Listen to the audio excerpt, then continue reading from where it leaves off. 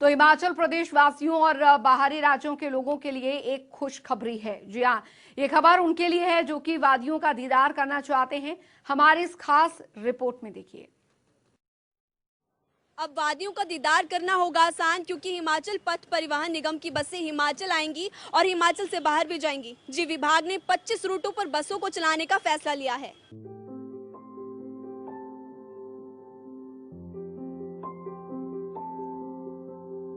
सात महीनों के लंबे इंतजार के बाद अब जाकर हिमाचल प्रदेश में बाहरी राज्यों से बसें आएंगी और हिमाचल से बाहर भी एचआरटीसी की बसें जाएंगी। ये फैसला नवरात्रों में धार्मिक पर्यटन को देखते हुए सरकार की तरफ से लिया गया है। इनमें चंडीगढ़, पठानकोट, बद्दी, होशियारपुर, लुधियाना, अंबाला और हरिद्वार जैसे कई स्थान शामिल है। जानकारी ये है कि अंतर्राज्यीय रूटों पर फिलहाल नॉन एसी बसें ही चलाई जाएंगी। इसी के साथ साथ अंतर्राज्यीय रूट पर रात्रि बस सेवाएं भी शामिल की गई है। परिवहन मंत्री ने कहा कि नवरात्रों और त्योहारों के मद्देनजर लोगों को सुविधा देने के लिए प्रदेश सरकार ने ये फैसला लिया है। तो प्रदेश में बसों को चलाने के लिए विभाग की तरफ से एसओपी जारी की गई है। ये हम आपको ग्राफिक्स के जरिए बताते हैं। इंतजार खत्म, चल पड़ी बसें। पहले चरण में 25 रूटों पर चलेंगी बसें। यात्रियों के बीच सोशल डिस्टेंसिंग जरूरी। 100% ऑक्यूपेंसी के साथ बिठाए जा सकते हैं यात्री। बस में स्टैंडिंग पैसेंजर को अनुमति नहीं होगी। चालक, परिचालक और यात्रियों में फ्लू के लक्षण दिखने पर देनी होगी जानकारी। सभी यात्रियों को मास्क पहनना जरूरी। चलने से पहले बसों को सैनिटाइज करना अति आवश्यक। उपयुक्त वेंटिलेशन के लिए खुली रहेंगी खिड़कियां। सभी कंडक्टरों को मिलेंगे थर्मल स्कैनर। एंट्री पर यात्रियों की स्कैनिंग जरूरी। सभी बस अड्डों पर पब्लिक अनाउंसमेंट सिस्टम भी जरूरी। वहीं शिमला डिपो के नियंत्रक से जब हमने बात की तो उन्होंने कहा कि बसों को सैनिटाइज किया जा रहा है और सभी नियमों का पालन भी किया जा रहा है।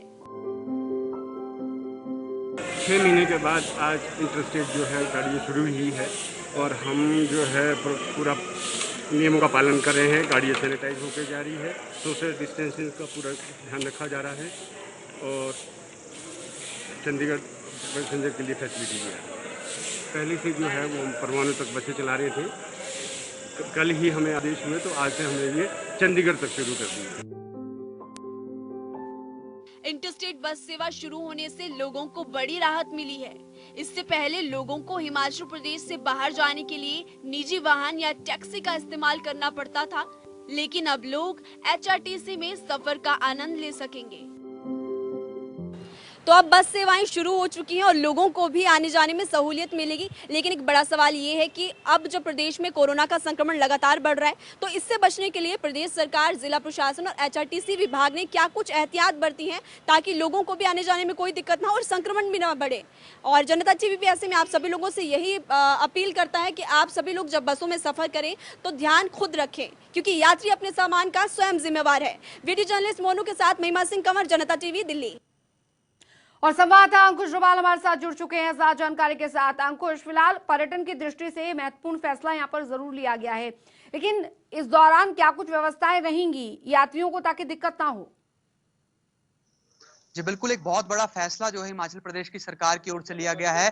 अब इंटरस्टेट बसें जो है वो पूरे प्रदेश में शुरू हो गई हैं और चंडीगढ़ जैसे महत्वपूर्ण स्थानों पर हिमाचल प्रदेश से बस चलने जा रही है। लंबे समय से लोगों को इंतजार था कि इंटरस्टेट बस मूवमेंट को शुरू किया जाए, लेकिन अनलॉक 5 के बावजूद भी बसें शुरू नहीं हो पा रही थी। लगातार लोगों की यही मांग थी कि बसों को शुरू किया जाए। बिल्कुल। और कल इसका बिक्रम सिंह जो कि ट्रांसपोर्ट मिनिस्टर है, उन्होंने इस बात की घोषणा की कि आज से बसें चलेंगी और आज से बसें चलना शुरू हो गई हैं। और कहीं ना कहीं एक बड़ी राहत न केवल हिमाचल प्रदेश के लोगों के लिए बल्कि पूरे देश के लोगों के लिए है, क्योंकि हिमाचल प्रदेश एक पर्यटन राज्य है।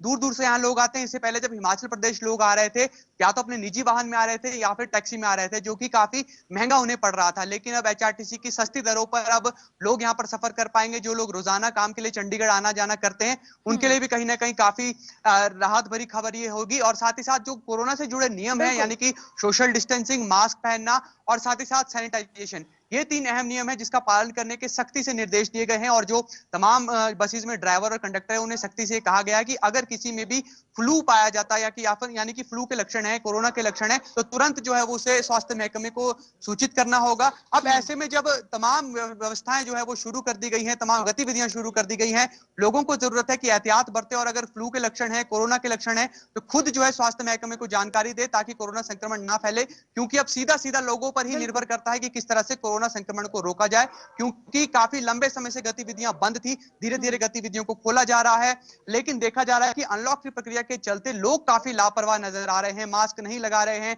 या फिर सोशल डिस्टेंसिंग का पालन नहीं कर रहे हैं। ऐसे बेहद अहम है कि जब भी सार्वजनिक स्थानों पर जाए तो मास्क लगाकर जाए, वहां पर सोशल डिस्टेंसिंग का ध्यान रखे, क्योंकि धीरे धीरे व्यवस्था को पटरी पर लाना बेहद जरूरी है, गतिविधियां चलाना बेहद जरूरी है, क्योंकि आर्थिकी का ध्यान रखना भी बेहद जरूरी है।